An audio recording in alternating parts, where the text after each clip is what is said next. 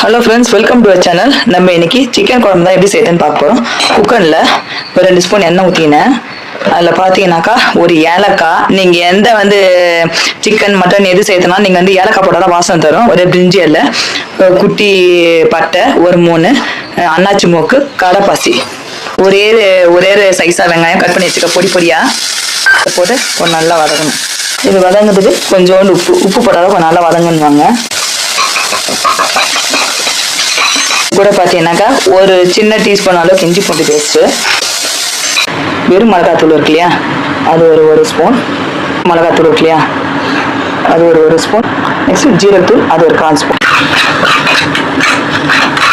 போட்டு நல்லா எண்ணெய் பிரிஞ்சு வர அளவுக்கு இது பண்ணுங்க.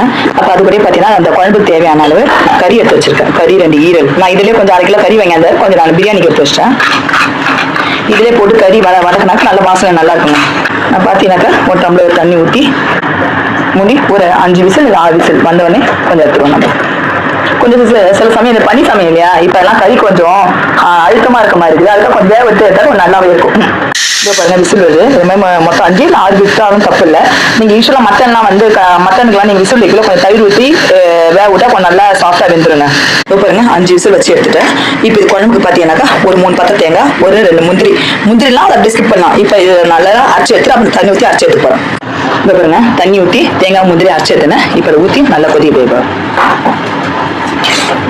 அப்புறம் நல்லா டேஸ்டாக இருக்குங்க குழம்பு. நல்லா இது பார்த்தீங்கன்னா தேங்காய் பழம் அரைச்சி ஊற்றி கொதிக்குது இல்லையா, இந்த சமயத்தில் கொஞ்சோண்டு எலுமிச்சை சாருங்க.